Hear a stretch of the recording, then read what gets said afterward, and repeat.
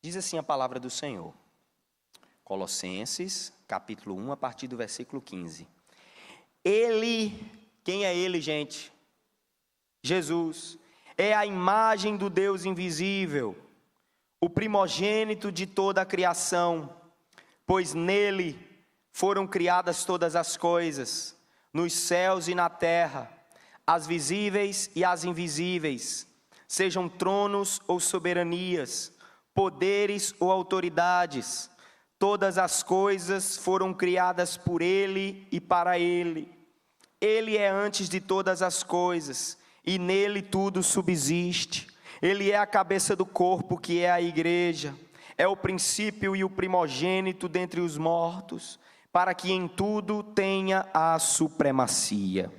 Pois foi do agrado de Deus que nele habitasse toda a plenitude, e por meio dele reconciliasse consigo todas as coisas, tanto as que estão na terra, quanto as que estão nos céus, estabelecendo a paz pelo seu sangue derramado na cruz.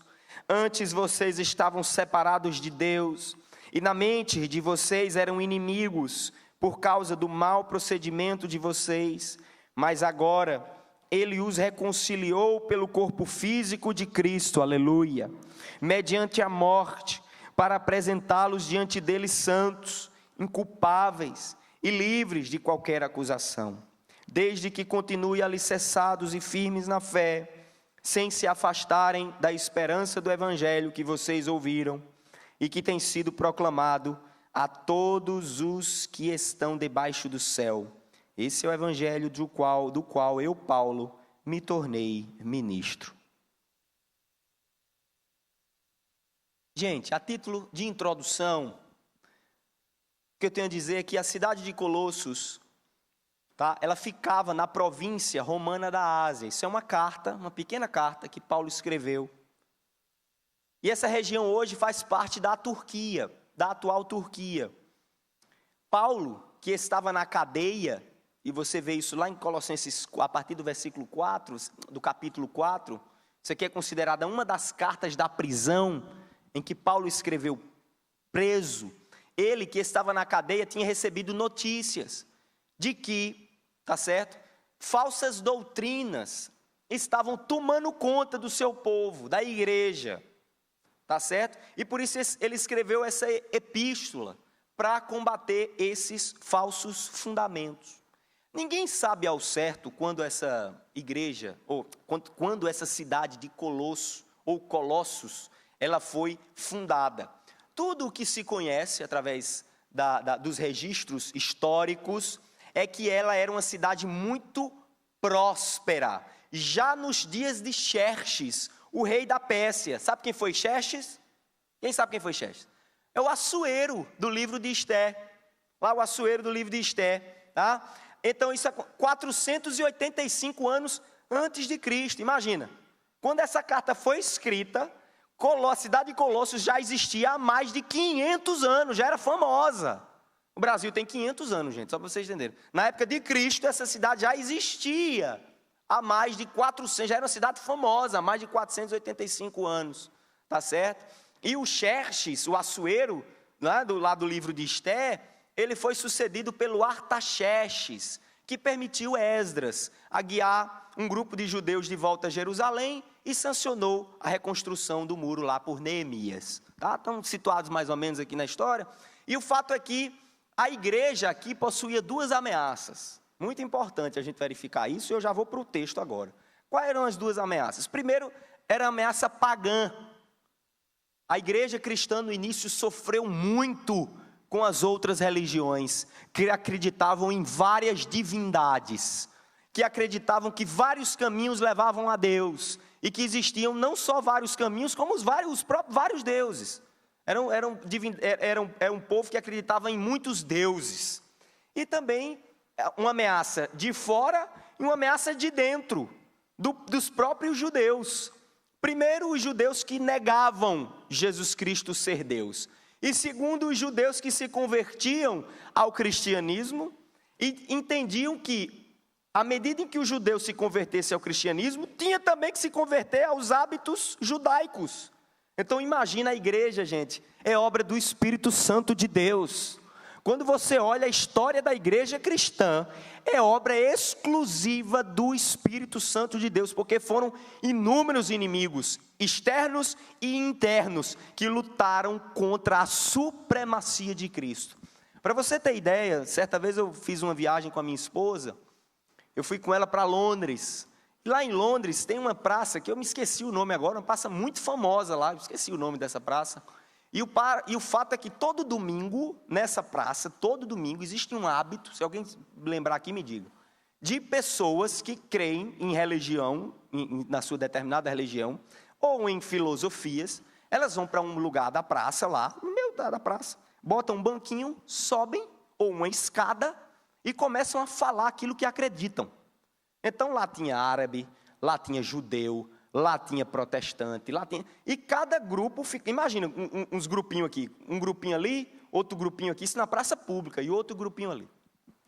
E de repente eu fui lá ver um pastor muito eloquente, falando e pregando. Hein, nega? Carol disse, rapaz, tu vai arranjar confusão, vai ser preso. Porque o judeu... E veja, gente, era impressionante. Porque imagina, você discutir... Quais os 3 assuntos que no Brasil não se discute, hein? Qual é? Futebol, política e religião. Pois os ingleses, eles vão para uma praça só para discutir religião. Agora isso, gente, ninguém se agride nada. Eles são efusivos, eles, aquela coisa, defende, mas fica só naquele negócio. Passou o períodozinho assim, eles desarmam a barraquinha deles, o banquinho vai para casa. O fato é que um judeu estava lá e dizia que era um absurdo, que era uma blasfêmia. Aquele pastor está falando sobre Jesus Cristo, e o judeu estava indignado, e pá. Eu não fui conversar com esse judeu, com o inglês horroroso que eu tinha. Ele disse, me prove que Jesus é Deus. Aí eu abri Paulo, esse texto. Ele diz, isso é o que Paulo está dizendo sobre Jesus. Nós não acreditamos no que Paulo está dizendo. Eu quero que você me mostre que Jesus dizia que era Deus. Aí eu abri lá a passagem de João. Eu ia atrás da passagem de João, em inglês ainda, sem internet. Isso foi em 2012, eu acho, a confusão maior do mundo. E, Carol, esse menino vai ser preso, brigando com um judeu aqui no meio da praça. Só que quando estava brigando, eu estava tentando mostrar para ele. E aí eu mostrei para ele aquela passagem que que Filipe diz, mostra-nos o Pai. Eu disse a ele, você está perguntando o que Filipe perguntou a Jesus. Ele disse que quem via ele, via o Pai. Rapaz, esse judeu, quando eu disse isso, esse judeu, ele rodou no eixo do centro dele 3 vezes. Ele começou a fazer assim, ó. Eu digo, Carol, esse homem teve uma turica. Ele vai dar em mim. Aí eu já me afastei, né? Aquele negócio para cá, para lá, e lá gritando, eu também não entendia muito o que ele dizia. Mas o fato é que ele recusava a divindade de Jesus. E quais são as verdades que nós podemos extrair desse texto aqui? Desse texto, acerca da supremacia de Jesus. Como eu disse a vocês, a minha pregação não está dividida em pontos.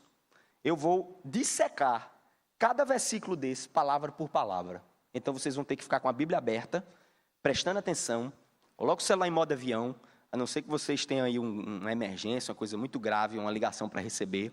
Coloque o celular em avião, preste atenção na Bíblia, porque a gente vai dissecar esse texto a partir de agora. Leia comigo a partir do versículo 15.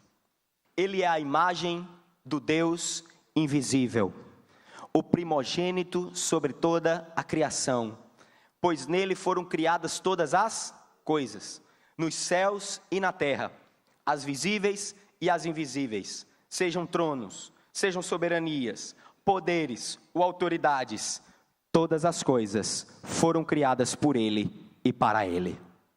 O primeiro ponto que eu chamo para vocês aqui é o paralelo, que está no início do versículo 15. Ele é a imagem do Deus invisível. Onde é que diz que o homem, Adão e Eva, nós somos feitos à imagem e semelhança de Deus? Gênesis. Paulo começa com a semelhança, Paulo começa com o mesmo texto que Gênesis começou, para mostrar que Jesus não é um tipo de homem diferente. Jesus não é o Superman. Jesus foi um homem de dores. Jesus não era um homem de aço, como muita gente diz, ou era um avatar, ou era qualquer coisa parecida. Jesus era um homem igual a nós, só que é diferente aqui.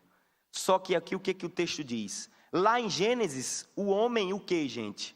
o homem não se outorga plena justiça, como se outorga aqui a Jesus Cristo. Lá em Gênesis, o homem não é Deus, apesar de ser a imagem de Deus, mas como imagem do Deus invisível, o Filho é antes de tudo o próprio Deus, porque Colossenses diz, lá no versículo 2:9, porque nele habita corporalmente toda a plenitude da divindade. Lá em Gênesis não diz que o homem foi feito à imagem e semelhança de Deus, e nele habita toda a plenitude da divindade. Nós aprendemos que Jesus é 100% homem e 100% Deus. Esse texto deixa muito clara essa verdade. Ele foi feito à imagem e semelhança de Deus, ou seja, como um homem, como eu, como você, porém, nele habita toda a plenitude da divindade.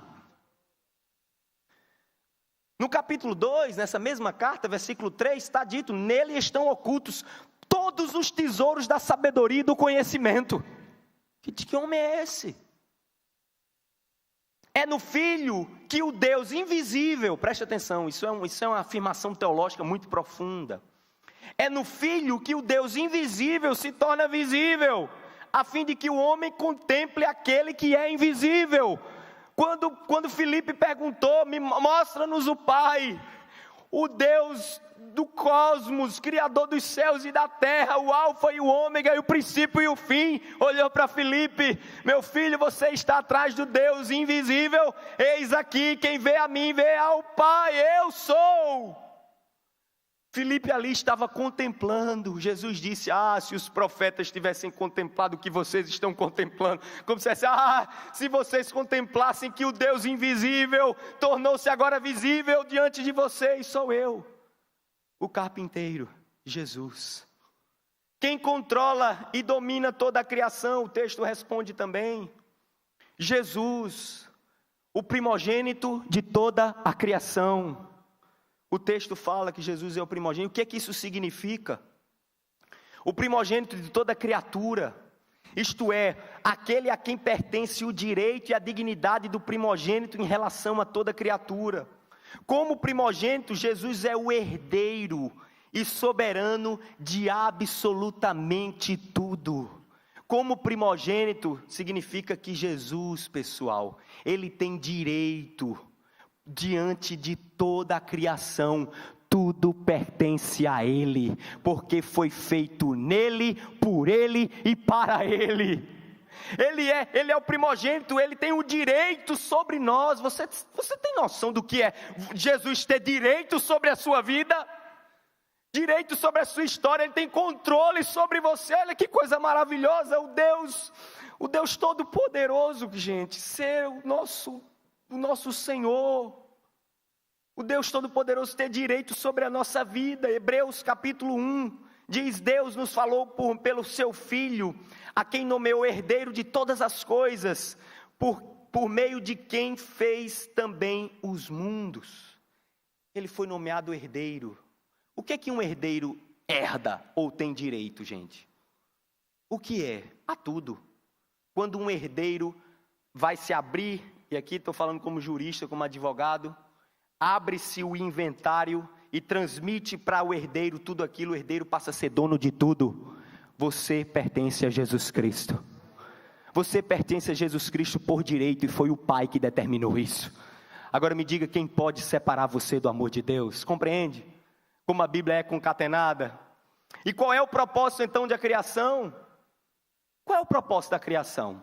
Quando você olha uma bela paisagem, quando você vê um mar maravilhoso, uma montanha linda, aquelas coisas, qual é o propósito da criação? Jesus. Porque no texto está escrito, tudo foi feito nele, por ele e para ele. Olha que coisa extraordinária, todas as coisas foram feitas por Jesus, para ele e por ele. Olha que coisa extraordinária. Tudo se fez nele, ou seja, ele sustenta todas as coisas. Tudo foi feito por ele, ele tem poder de fazer as coisas. E tudo foi feito para ele, para a glória do seu próprio nome. Tudo gira em torno de Jesus Cristo, na face dessa terra e na face desse cosmos. E o que é a criação? Que criação é essa, Davi? Está falando criação para lá, criação para cá, criação para lá, criação para cá. O texto também fala. aspectos materiais e aspectos espirituais. Onde é que está escrito isso, pastor Davi? Aí no texto. O texto fala de céu, de terra, visível, invisível, trono, soberania, poderes e autoridades. Esses poderes e autoridades, em outras versões, poderes e potestades, que Paulo também fala lá em Efésios 6. Os poderes e potestades que dominam o ar. A ideia do apóstolo aqui, mais uma vez, é combater no meio dos colossenses a seguinte ideia: os anjos não têm poder fora de Cristo. Não faça oração para anjo proteger nada. Não fique com medo de demônio acabar com a sua vida, porque nem o deles agem, nem procedem absolutamente nada sem o absoluto domínio do Senhor. Porque um anjo do Senhor obedece a uma ordem do Senhor. Você pode orar, meu filho, pedir o que você quiser para um anjo. O anjo Miguel, o anjo Gabriel, pelo menos os que estão na Escritura. Ô anjo, protege, protege, protege. Ele vai só ficar ouvindo e dizendo: idólatra. Idólatra. Porque foi o que ele disse a João. Quando manifestou a revelação do Apocalipse, João foi se ajoelhar, o que foi que ele disse? Levanta-te, só a Deus adorará. Como se ele dissesse: eu estou aqui como servo. Você não tem que estar me adorando nem pedindo nada a mim, porque eu só cumpro ordens do meu Senhor. Entende, gente? Então, os anjos, eles prestam obediência absolutamente a Jesus Cristo. E os demônios também. Os demônios tremem diante do Senhor Jesus Cristo. Quando Jesus, no episódio lá do endemoniado lá em Gadara, o que a Bíblia diz que o endemoniado falou? Os demônios através do homem. Que tu queres conosco? Ainda não chegou a nossa hora, porque tu estás aqui, desesperados, porque reconheceram o Senhor da glória naquele momento. Os demônios tremem diante do Senhor Jesus, como se dissessem assim: peraí, a gente sabe que a gente vai ser condenado, mas por que tu já estás aqui? Porque o diabo sabe que o tempo dele está próximo. O tempo dele, o tempo da sua condenação. E quando Jesus chegava, os demônios saíam, curas eram realizadas, porque Jesus tem poder sobre o reino material e Jesus tem poder sobre o reino espiritual. Não há nada nessa terra que não tenha o controle absoluto do Senhor. Ah, mas a inveja. Ah, mas olha, fizeram uma macumba para acabar com o meu casamento. Rapaz, se tu tem Jesus, não tem macumba, não tem inveja, não tem anjo, não tem demônio, não tem pombagira, não tem tranca-rua. Jesus é infinitamente superior. Creia na supremacia de Cristo.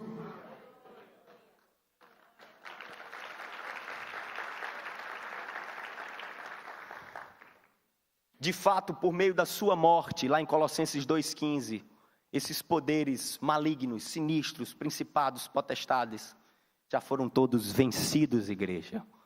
Tranquilize-se. Negócio de filho de Deus, mulher de Deus, ficar se tremendo, a macumba, não sei o que, não sei o que. O Pai de Santo tenha medo de você. De você abrir a sua boca e dizer: meu Senhor, eu oro pela conversão daquele homem, manda os teus anjos lá, meu amigo, e vai ter transformação, vai ter cura, vai ter milagre, vai ter conversão, como já tivemos inúmeros testemunhos aqui na Cidade Viva, de homens que receberam a presença do Espírito Santo, meu amigo, e quando o Espírito Santo vem, não tem demônio que fique, porque Ele é o dono de tudo. Onde Ele chega, Ele domina, onde Ele chega, Ele resolve a parada. Vamos para o versículo 17? Profundo o texto, não é não, gente? O que diz o 17? Ele é antes... Quem, gente? Quem é? Ele é antes de todas as coisas. E nele tudo subsiste. Que é isso? Mas Davi, Jesus não nasceu da Virgem Maria. Como é que ele é antes de todas as coisas? Se ele nasceu, ele surgiu ali em Maria. Jesus, homem, nasceu em Maria, mas Jesus existe antes de todas as coisas. Jesus no colo de Maria tinha um controle absoluto sobre todo o cosmos. Jesus no colo de Maria tinha um controle absoluto sobre absolutamente tudo, e nele tudo subsistia, e tudo subsiste até hoje. Você tem ideia do que é isso, gente? Em Cristo tudo subsiste.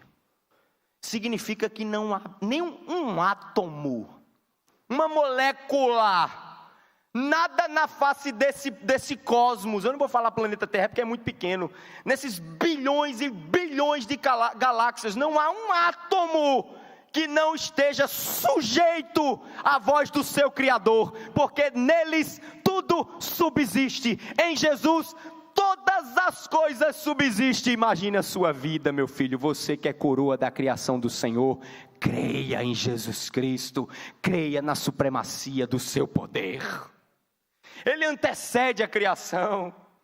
É por isso que no Antigo Testamento e no Novo Testamento, Deus é conhecido como eu sou. Eu não era, eu não serei, eu simplesmente sou, porque Deus é atemporal. Eu não vou entrar nesse detalhe teológico aqui para não confundir a cabeça de vocês. Ele sustenta a criação, por isso que lá em Apocalipse diz que Ele é o alfa, eu sou. Ele diz, eu sou o alfa e o ômega, o princípio e o fim, não há nada fora de mim. 18, Ele é a cabeça do corpo, versículo 18, que é quem, gente? A igreja, é o princípio e o primogênito de onde, gente? Dentre os mortos, para que em tudo tenha a supremacia. Eu gosto muito de chamar a atenção quando eu estou lendo algum texto, quando eu estou, enfim, quem é da área jurídica principalmente, se atém muito às palavras, né? Ao poder semântico das palavras, à linguagem, enfim. E é sempre muito interessante quando tem a palavra tudo, quando tem a palavra nada, quando tem a palavra sempre. Tanto é que os mais experientes dizem para os menos experientes, nunca diga dessa água não beberei. Não vou falar mais com ele, nunca mais na minha vida. O irmão, né? Quando se intriga do outro. Falo mais nunca com ele, com 15 minutos está falando. Mas veja o peso da palavra sempre. Veja o peso da palavra nunca, é muito forte. E veja como Paulo usa isso em relação a Jesus aqui. Vamos ver o versículo 18 de novo? Ele é a cabeça do corpo, que é a igreja. É o princípio e o primogênito dentre os mortos. Para que o quê, gente? Em tudo, não é em alguma parte. Não é em alguma coisa, é em tudo ele tem a supremacia. E qual é a função da cabeça, Davi? Aqui Paulo está trazendo a ideia aqui de uma cabeça, de um corpo, né? De um corpo que possui cabeça e que possui o quê? Um corpo com seus membros. Essa é a ideia que Paulo está falando aqui. Então qual é a função da cabeça? Se Paulo está dizendo que Cristo é a cabeça, por quê que Paulo está dizendo que Cristo é a cabeça? Em primeiro lugar, porque é na cabeça que existe vida. Quem é médico aqui há de confirmar que a morte encefálica, ela determina o fim da vida. É ou não é, médico? Vocês estão aí? Gerou morte encefálica, tem vida ou não tem? Tem não. Ainda que o coração fique lá bombeando, o pulmão fique bombeando, não tem vida.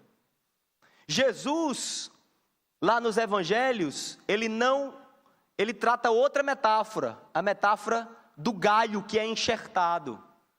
Faça um favor, um dia pegue numa rua um galho, arranque. Um galhozinho considerável, uma planta bem vistosa, bonita, arranque. E leve para casa. Quando você arranca aquele galho, o que é que você percebe? Assim que você arranca e você olha, ainda que passe um dia, ou sei lá, meia hora ou 50 minutos, depende do tamanho do galho, o galho ainda está com aparência o quê, gente? Com aparência o quê? Perfeita, mas aquele galho está o quê? Morto. Talvez você hoje esteja aqui no reino espiritual, a Bíblia diz que nascemos desconectados de Deus. Talvez você ache que você esteja vivo, mas você não passa de um galho desconectado que está morrendo, e você sente que você está morrendo. Quem não está em Cristo Jesus sente na sua essência que algo está faltando, sente na sua essência que existe um buraco imenso, que não tem droga, não tem mulher, não tem marido, não tem vício, não tem absolutamente nada que preencha, porque esse preenchimento só pode ser realizado pelo Deus da glória, que é Jesus. porque você foi feito, meu filho, minha filha, escute, para estar enxertado na videira verdadeira que é Cristo Jesus. Você, o seu corpo, talvez você esteja aqui agora com morte encefálica. O seu pulmão está funcionando, o seu coração está bombeando, os seus rins estão funcionando, mas não tem cérebro, não tem mente. Você acha que você está vivo, mas você está morto. E a função da cabeça é trazer vida para o corpo. Segundo lugar, a função da cabeça é trazer percepção. Percepção. Onde é que estão os principais sentidos do corpo humano? Audição, visão, olfato, paladar. Isso serve para nos proteger. É ou não é, gente? É ou não é? É através da cabeça que nós vemos se tem um buraco. É através da cabeça que nós vemos se não tem uma cobra, um leão que vai devorar a gente, ou sei lá, que danado, uma barata. As mulheres que são desesperadas com barata, quando vê a barata voando, enlouquece. Parece que é o dragão, né? O dragão do Apocalipse. Tem mulher que entra uma barata, rapaz. Nossa pastora Samara, quando se entra uma barata, meu amigo, no recinto, é a besta do Apocalipse, viu? Ela sai gritando, a minha esposa nem se fala. É Lúcifer entrando no recinto. Pode vir um leão, uma cobra, um pitbull raivoso. Não tem medo como tem da bexiga da barata? Mas os olhos já dão uma proteção. Uma comida. Vamos lá. Olha como a cabeça serve de proteção para nós. Você vê uma comida bacana, bonita. Primeira proteção que nós fazemos para comer algo, o que é? Para ingerir algo. Qual é a primeira proteção que nós fazemos? A gente olha. Eu só estou tomando essa água aqui porque eu estou vendo que ela está o quê? Translúcida. Se ela tivesse barrenta, eu ia tomar, gente? Não. Se ela tivesse aqui, sei lá, com uma cor vermelha, eu ia tomar isso aqui? Não. Por quê? Porque o olho é o quê? Protege. Eu estou olhando. Isso aqui parece água. Cheiro é indolor, não tem cheiro. Parece água. Deixa eu ver. É água. Então eu bebo.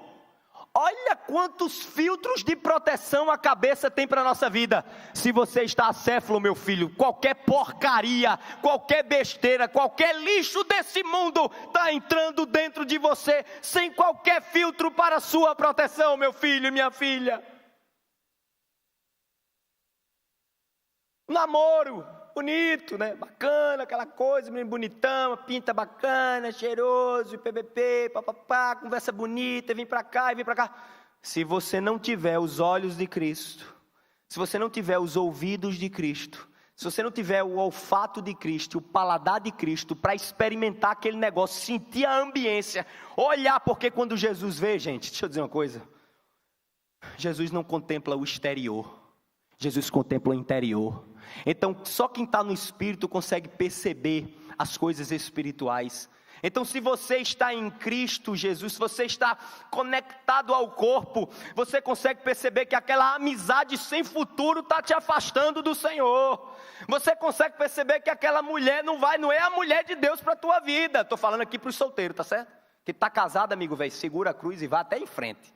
E ora, e faz o que a Bíblia diz. Ora, jejuma e luta e vai, não resolveu casar? Agora vai até o fim.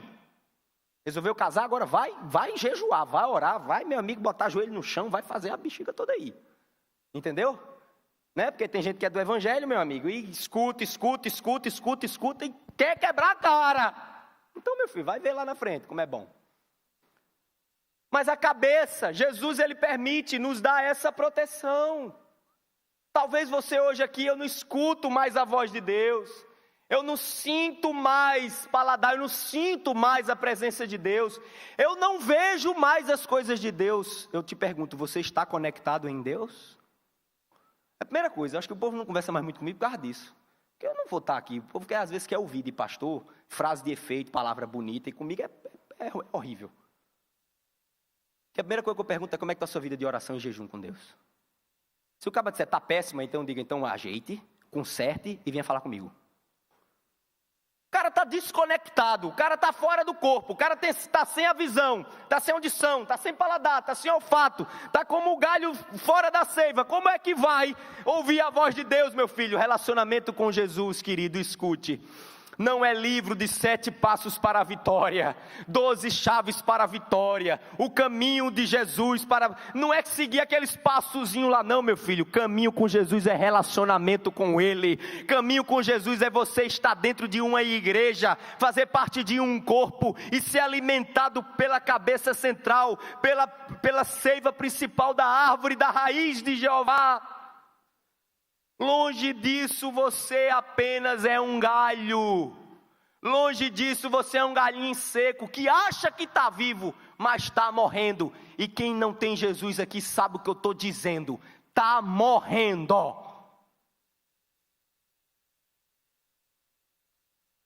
Cabeça, qual é a função da cabeça aqui? Local mais alto.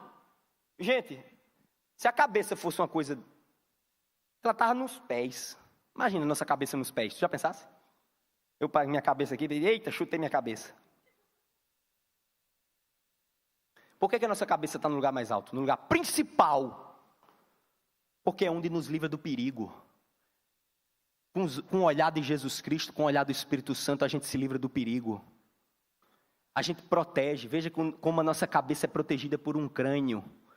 O nosso crânio, gente, espiritual é o Espírito Santo, a couraça da verdade, o que nos protege, o capacete, é Jesus Cristo, é quem protege a nossa mente das coisas de Deus, está no lugar mais alto, está no lugar principal. Qual é a outra função da cabeça aqui? De coordenação. Veja que o nosso cérebro, ele coordena de forma harmoniosa. Eu estou com um estudante de medicina aqui, com um médico. Hein, Ricardo? Nossa cabeça. Por que o meu braço faz esse movimento e esse braço faz esse movimento? Porque o meu cérebro está determinando esse movimento. Se eu ando de maneira harmoniosa com o meu corpo, é porque o meu cérebro está determinando que de maneira harmoniosa eu faça isso. Agora imagina se cada parte do meu corpo quiser fazer uma coisa diferente. Minha perna esquerda quiser andar para a direita ou para a esquerda ou para trás. Já pensou uma perna querer andar para trás e outra para frente? Como é que eu vou sair do canto? Crente é assim, meu filho. Tem crente assim que está acéfalo de Jesus. Aí uma perna quer andar para trás, a outra para frente e fica assim, ó, na vida. Já viu crente que não sai do canto? É isso aqui, ó. Porque não tem harmonia, não está conectado. Não está conectado. Não tem harmonia nos movimentos espirituais. A vida é toda desorganizada. Isso é uma das grandes evidências de que você não está conectado, porque quem anda em Jesus vive em harmonia em tudo que faz na sua vida, ainda que as circunstâncias sejam adversas, mas está em harmonia. Está em harmonia. Se sua vida, meu filho, está bagunçada, está tudo virado, é porque você não está conectado na videira, porque quem escreveu isso aqui estava preso. Quem escreveu isso aqui estava preso na pior das circunstâncias. Mas ele escreve a carta, por exemplo, antes dessa aqui, Filipenses, Ricardo Olavo. A carta da alegria, um homem que estava preso, foi o que mais falou de alegria. Um homem preso, ele passava alegria para o pessoal de Filipos. Por quê? Porque a paz que excedia todo entendimento, ele estava conectado na cabeça, a vida dele estava toda em harmonia, ele sabia por que ele estava ali, ele sabia para onde ele devia ir, ele sabia o que deveria acontecer com a vida dele, por isso produzia paz em Paulo. O que significa cabeça? Manutenção, porta de entrada para alimento. O que é que tu tem colocado para dentro de ti? Qual é o tipo de lixo que Satanás tem empurrado goela abaixo em você? Medo, rancor, ódio, ressentimento. O que é? Use o filtro do Espírito Santo. Vem, nega. Nega é minha esposa, é um apelido carinhoso. Ela luta, às vezes eu luto, gente, com rancor. Eu luto muito. Pensa num cabo rancoroso aqui. Luto demais. Eu fico, Jesus, me ajuda, eu não posso deixar isso nascer no meu coração. E aí o que eu faço? Eu corro logo para o meu mentor imediato, pastor Sérgio. Estou no negócio, meu amigo, essas 2 últimas semanas eu passei por uma. E meu amigo deu vontade de chutar o pau da barraca e fazer a confusão. E pastor Sérgio disse, pastor Sérgio mandou eu fazer um negócio que eu ia me humilhar mais ainda. Aí meu amigo, eu achei que o bicho ia dizer para eu... Não, ele mandou eu ele mandou eu fazer, agir de uma maneira que me trouxe mais constrangimento ainda. Aí eu bati na mesa e disse, pois como é o Senhor que está mandando, eu vou fazer. Mas, gente, eu fui me acabando, gente. Gente, eu fui me acabando. Ele foi um negócio assim, só Deus sabe, parece que foi uma cruz, foi um negócio assim. Agora, deixa eu dizer uma coisa a você. Depois que passou, eu fui liberto. E eu aprendi uma coisa, a obediência liberta.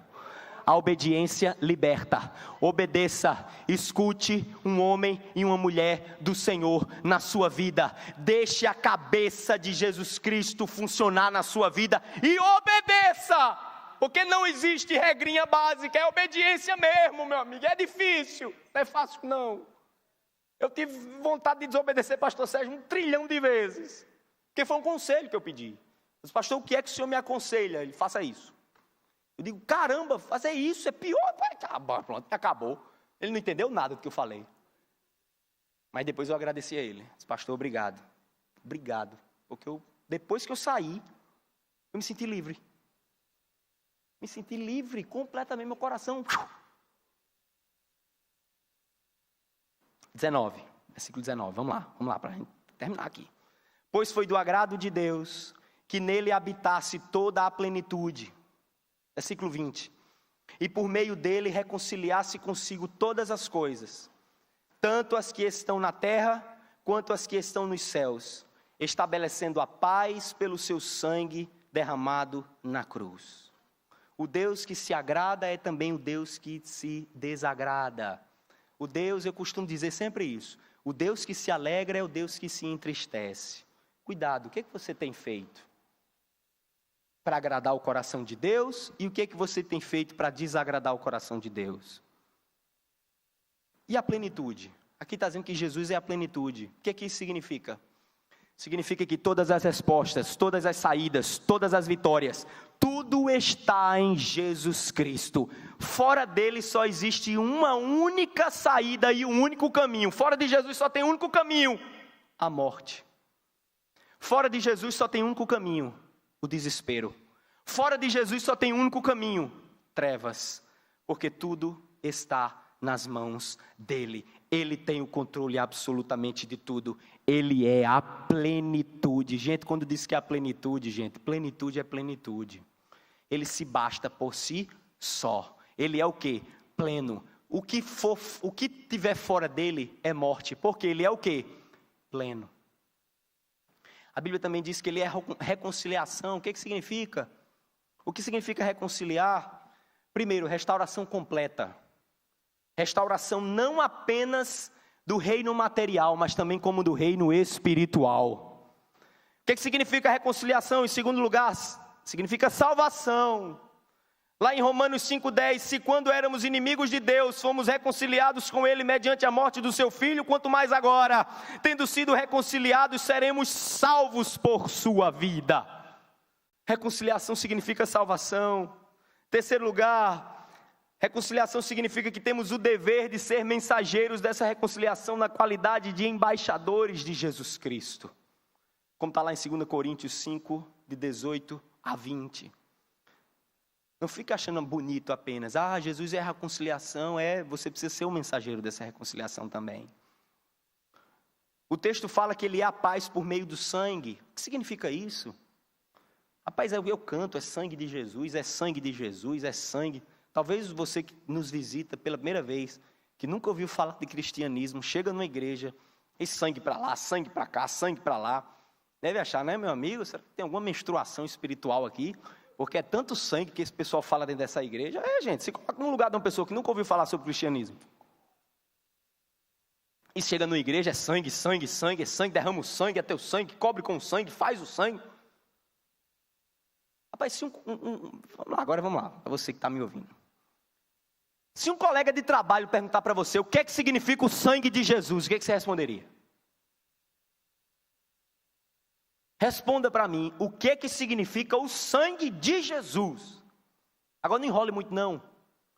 Porque sangue, olha, tudo que você for explicar, que você tiver que dar muita volta, é porque você não compreende muito. Em uma frase, sangue significa duas coisas, significa bem mais, tá? Mas, só para lhe ajudar aqui, para ser didático, duas coisas. Primeiro, sangue significa cumprimento da justiça de Deus. Repita comigo, cumprimento da justiça de Deus. Pronto. Memoriza essa frase. Quando lhe perguntarem, o que é esse sangue de Jesus? Gente, rapaz, meu irmão, você vai evangelizar essa semana o seu amigo. Aí, você já ouviu falar do sangue de Jesus? Já, não sei o quê. Você sabe o que significa? Significa o cumprimento da justiça do próprio Deus. E o que significa isso, Davi? Toda explicação, quando ela tem uma frase inicial curta, ela abre a porta, é uma chave de entrada para você aprofundar no pensamento. Se você não tem essa chave hermenêutica de entrada na linguagem, você vai ter muita dificuldade para explicar. Sangue é o cumprimento da justiça de Deus. Justiça? O que justiça? Justiça decorre da ideia de lei. Se eu estou cumprindo a justiça de Deus, é porque existe uma lei de Deus anterior. Quando a justiça ela decreta a pena de um prisioneiro, é porque ele decretou com base numa lei. Que lei é essa? A lei de Deus, que diz que todo homem que pecar deve morrer. E que o derramamento do sangue é necessário para cumprir essa justiça. Ponto final. Para cumprir essa lei. Só que o descumprimento de uma lei de Deus, no Antigo Testamento, tinha que se derramar que tipo de sangue, irmãos? De bodes, de ovelhas. Por isso que havia o sacrifício de animais. Porque o sangue representava que era necessário haver morte para que houvesse vida. Só que ali era uma tipologia. Aquilo que Deus fez foi uma representação daquilo que Jesus fez no Calvário. Só o sangue do próprio Deus poderia aplacar a justiça do próprio Deus para nos fazer inculpáveis e santos diante de Deus. Vocês entendem a profundidade disso? Não tem sangue nesse mundo que pudesse lhe fazer justo diante de Deus, se não fosse o sangue do próprio Deus a cumprir essa pena. Jesus foi à cruz, irmãos, do Calvário, para derramar o sangue, sabe para quê? Para cumprir a pena devida a mim e a você. Aquele sangue que está derramado, que foi derramado ali, foi no meu e no seu lugar. O próprio Deus derramou o sangue dele para cumprir a justiça dele. Esse é o primeiro ponto. Justiça, sangue que significa cumprimento e justiça. E em segundo, sangue que significa a mais sublime expressão da graça de Deus. Em primeiro lugar, repitam comigo, o que significa o sangue? Cumprimento da justiça de Deus. Vamos lá repetir. O que significa sangue? Mais uma vez, o que significa sangue? E o que significa sangue no segundo aspecto? A manifestação da graça de Deus. E o que é graça? Favor imerecido. Jesus merecia ir por madeiro, irmãos? A Bíblia diz que só criminosos, só homens perversos, só amaldiçoado iria por madeiro, de acordo com a lei dos homens. E o que Jesus estava fazendo naquele madeiro, pessoal? Jesus não tinha um só pecado. Jesus foi concebido pela Virgem Maria, não teve um único pecado. E o que aquele homem estava fazendo naquele madeiro? Graça. Ele estava se entregando para homens que não mereciam receber aquele sangue. Sangue significa a expressão da graça de Jesus. Quem aqui é alcançado pelo sangue de Jesus? Meu querido, daí vem o termo justificado. Daí vem o termo justificado. Eu e você, nós somos justificados pelo sangue de Jesus. E versículo 21, antes vocês estavam separados de Deus, e na mente de vocês eram inimigos por causa do mau procedimento de vocês. Aqui está falando o quê? Da condição inicial do homem. Conhecer Jesus implica sabermos o que nós somos e o que nós éramos. O que nós somos quando nos convertemos a Cristo Jesus? Sal e luz desse mundo. E o que nós éramos? Inimigos de Deus, separados de Deus. As nossas ações, os nossos atos do dia a dia representam o nosso estado de amigo ou inimigo, de conectado ou desconectado na videira, de pertencente ou não pertencente ao corpo de Jesus Cristo. Eu gostei muito dessa frase aqui. O hábito é como uma corda. A pessoa tece um fio todos os dias, até que se torna quase impossível de arrebentá-la. O que é que tem feito do teu dia a dia? Quais são os atos que formam os hábitos do teu dia a dia? Isso são evidências de se você está ou não ligado à videira, de que se você está ou não ligado à cabeça, que é Jesus Cristo. Não adianta você mostrar a carteirinha de igreja, não adianta você mostrar que faz parte de ministério, não adianta nada disso. Os seus atos é quem vão mostrar se você está conectado na videira, porque quem está conectado na videira tem atitudes que demonstram que estão conectados na videira. Quem está conectado à cabeça tem uma vida que demonstra minimamente que está conectada ao corpo de Jesus. Amém, gente? E 22 eu termino, mas agora, eu já chamo a banda.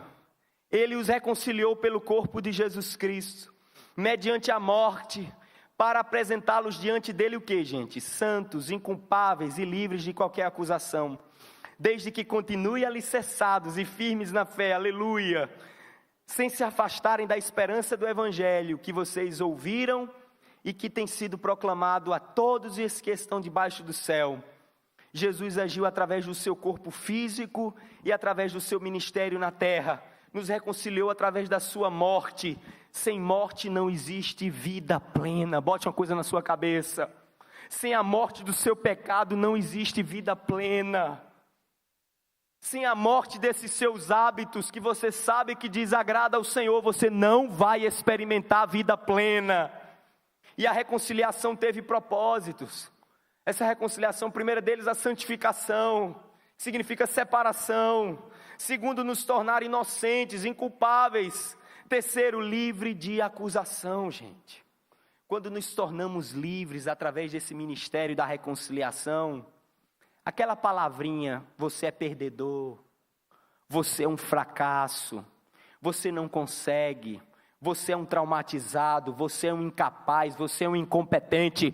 Quando você está vinculado ao corpo de Jesus, essas palavras elas vêm e elas voltam, porque a sua mente está cheia da vontade de Deus para você, a sua mente está cheia das promessas de Deus para você, a sua mente está cheia da fé que tem na mente de Jesus, e você vive de maneira triunfante para a glória do seu nome.